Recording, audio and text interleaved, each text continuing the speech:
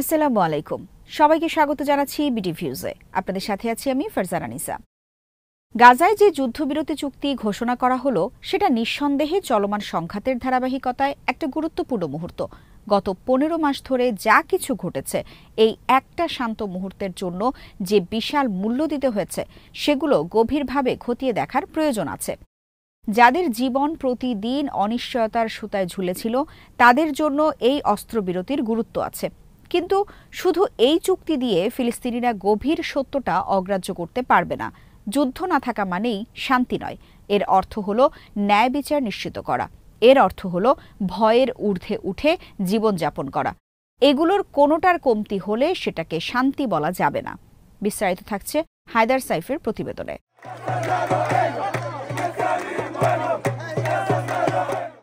ফিলিস্তিনিদের কাছে যুদ্ধবিরতির এই খবর ঝড়ের কেন্দ্রবিন্দুতে দাঁড়িয়ে থাকার মতো, যেখানে হয়তো পরিস্থিতি শান্ত হয়ে আছে কিন্তু তার চারপাশে ঘিরে রেখেছে বিশৃঙ্খলা আর বিপর্যয়ের বিশাল সমুদ্র।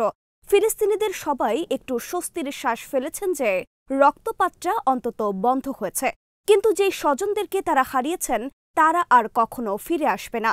যেই ক্ষত সৃষ্টি হয়েছে তাদের হৃদয়ে সেটাও আর কোনোদিন মুছবে না।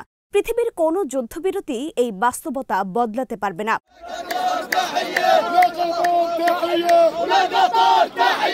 যুদ্ধবিরতিকে অনেকেই কূটনীতির বিজয় হিসেবে দেখেন, কিন্তু ফিলিস্তিনিদের অনেকেই একে দেখছেন অন্তহীন দুঃস্বপ্নের মধ্যে একটা ক্ষণিক বিরতির মতো। গাজার সাংবাদিক আফাক আল নাজ্জার মনে করেন এই চুক্তি গাজার মানুষদেরকে মনে করিয়ে দিচ্ছে তাদের টিকে থাকা অনেক সময় ভঙ্গুর রাজনীতির ওপর নির্ভর করে। শিশু, মা আর বাবারা এখন অনিশ্চয়তার পর্বত সমান বোঝা নিয়ে চলছেন। এটা কি আসলেই শান্তির পথে অগ্রগতি, নাকি ন্যায় বিচার দীর্ঘায়িত করার আর দুর্ভোগ প্রলম্বিত করার আরেকটি নতুন অধ্যায়?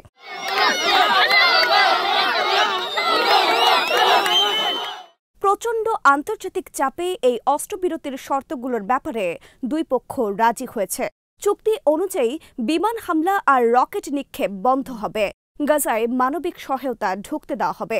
এই পদক্ষেপগুলো ভয়াবহ জরুরি হয়ে পড়েছে, কিন্তু এই জরুরি পরিস্থিতি বলে দেয় আন্তর্জাতিক সম্প্রদায় সংকট মোকাবেলায় দ্রুত পদক্ষেপ নিতে এতটাই ব্যর্থ হয়েছে। বাস্তবতা এখন চরম পর্যায়ে এসে দাঁড়িয়েছে। ত্রাণ খুবই গুরুত্বপূর্ণ, কিন্তু এগুলো দিয়ে অত্যাচারের ক্ষত সারিয়ে তোলা যাবে না। এই ক্ষত অনেক গভীর। ফিলিস্তিনিদের স্বাধীনভাবে বাঁচার যেই অধিকার এবং কোনো রকমে বেঁচে থাকার চেয়েও বড় স্বপ্ন দেখার তাদের যেই অধিকার, এই সাময়িক শান্তি দিয়ে সেটা পূরণ করা যাবে না।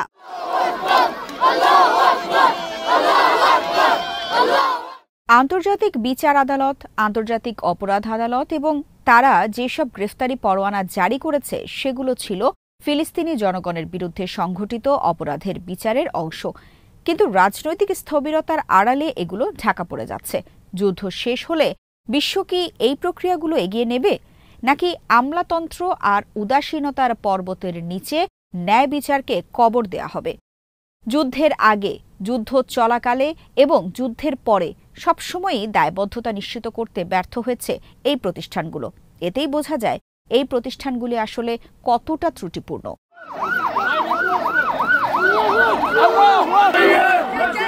ত্রাণ গুরুত্বপূর্ণ, কিন্তু এই ত্রাণ দিয়ে অত্যাচার নিপীড়নের ক্ষত সারিয়ে তোলা যাবে না। স্বাধীনভাবে জীবনযাপন করা এবং কোনো রকমে অস্তিত্ব টিকিয়ে রাখার ঊর্ধ্বে উঠে স্বপ্ন দেখার যেই আকাঙ্ক্ষা সাময়িক শান্তি দিয়ে সেটা পূর্ণ হবে না। এখানে আরেকটি গুরুত্বপূর্ণ প্রশ্ন সামনে আসবে। ফিলিস্তিনিরা কি কোনোদিন ন্যায় বিচারের পথে তাদের যেই রাজনৈতিক ও কূটনৈতিক যাত্রা সেটার পূর্ণ নিয়ন্ত্রণ ফিরে পাবে, নাকি তাদের সবসময় রাজনৈতিক মঞ্চ থেকে নিশ্চিহ্ন করা হবে?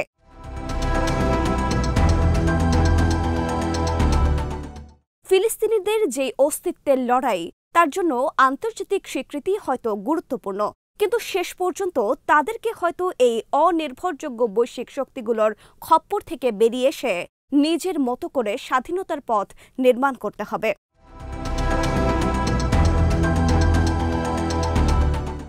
ফিলিস্তিনিদের কাছে, বিশেষ করে গাজার মানুষের কাছে, এই অবরোধ একটা যুদ্ধ। বোমা না থাকলেও এটা সহিংসতার মতো। অবরোধের বিপর্যয় কোনো অংশেই কম নয়।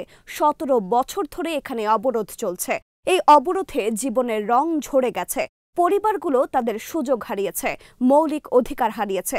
তাদের ওপর প্রতিদিনের এমন একটা সংগ্রাম চাপিয়ে দেওয়া হয়েছে যেটা মানুষের পক্ষে সহ্য করা কঠিন। এই পরিস্থিতিতে কিভাবে সমাজ পুনর্গঠন হবে, অথচ সবাই জানে যেভাবে এই যুদ্ধবিরতি এসেছে সেভাবেই যে কোনো সময় এটা আবার ভেঙে যেতে পারে। বর্তমানটাই যেখানে অন্তহীন শোকের মতো হয়ে গেছে, সেই বর্তমানে দাঁড়িয়ে ভবিষ্যতের স্বপ্ন তারা কিভাবে দেখবে? United Nations relief and works agency for Palestine refugees বা UNRWA নামে জাতিসংঘের যেই প্রতিষ্ঠান রয়েছে, যুদ্ধের সময় এই প্রতিষ্ঠানের অর্থায়ন বন্ধ করে দেওয়া হয়েছিল। মানবিক সংকট এতে আরও বেড়ে গেছে।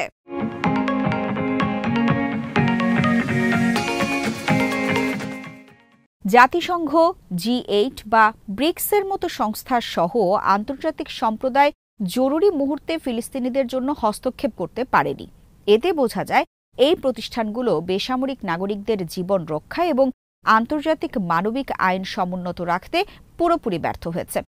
আন্তর্জাতিক এই নিরাপত্তা সিস্টেম এমনিতেই দুর্বল, এই ব্যবস্থাটুকুই আবার ইসরায়েল ধসিয়ে দিয়েছে আন্তর্জাতিক কোনো বাধা ছাড়াই।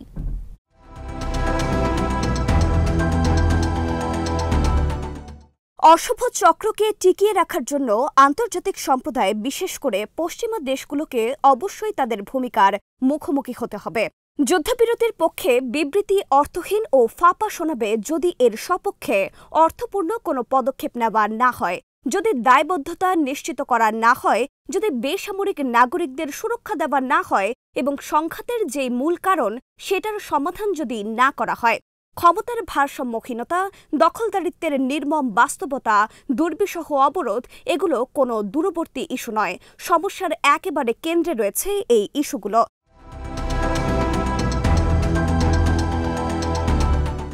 ফিলিস্তিনিরা মার্কিন প্রশাসনকে কিভাবে বিশ্বাস করবে? এতদিন বাইডেন তাদের নেতৃত্ব দিয়েছেন, এখন দিবেন ট্রাম্প। তারা এ যাবৎ যা করে এসেছে সেগুলো সবসময় এই অঞ্চলের শান্তি নষ্ট করেছে, অথচ এখন তারা অস্ত্রবিরতির জন্য চাপ দিচ্ছে। ডোনাল্ড ট্রাম্প প্রথম যখন প্রেসিডেন্ট ছিলেন তখন তিনি মার্কিন দূতাবাস জেরুজালেমে সরিয়ে নিয়েছিলেন এবং গোলান মালভূমির ওপর ইসরায়েলের কর্তৃত্বের স্বীকৃতি দিয়েছিলেন।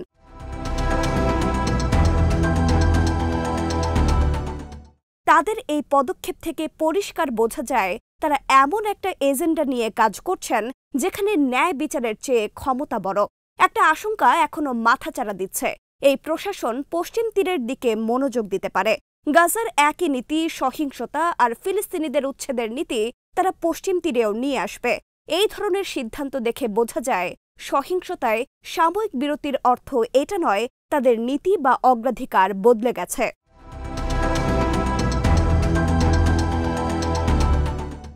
ফিলিস্তিনি সাংবাদিক নাজ্জার বলেছেন, বর্তমান চুক্তির মধ্যে তিনি আশার ঝলক যেমন দেখছেন তেমনি প্রচণ্ড ক্ষোভও অনুভব করছেন। আশার কারণ, এই অস্ত্রবিরতি চুক্তি হয়তো অনেকের প্রাণ বাঁচাবে, আর ক্ষোভের কারণ হলো এরকম নড়বড়ে একটা চুক্তির জন্য ফিলিস্তিনিদের অবর্ণনীয় বিপর্যয়ের ভেতর দিয়ে যেতে হয়েছে। এই জনগোষ্ঠীর ওপর থেকে বিশ্ব মিডিয়ার ক্যামেরাগুলো শিগগিরই ঘুরে যাবে।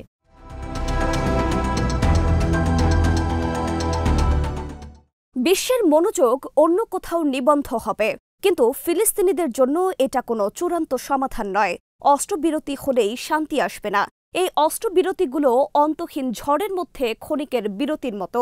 যতদিন ন্যায় বিচার নিশ্চিত না হবে ততদিন মর্যাদা আর সাম্য সুদূরের স্বপ্নই থেকে যাবে, আর এই অশুভ চক্র একই নিয়মে চলতে থাকবে।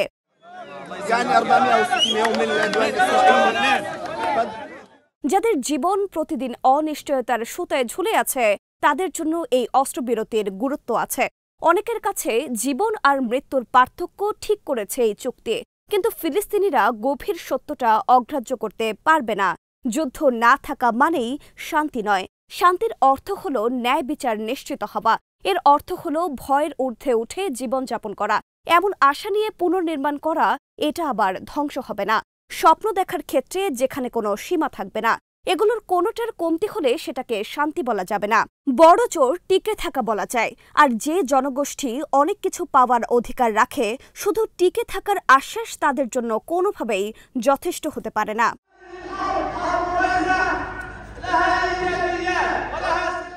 আজ এখানেই শেষ করছি। সবাই ভালো থাকুন, সুস্থ থাকুন আর দেখতে থাকুন বিডি ভিউজ।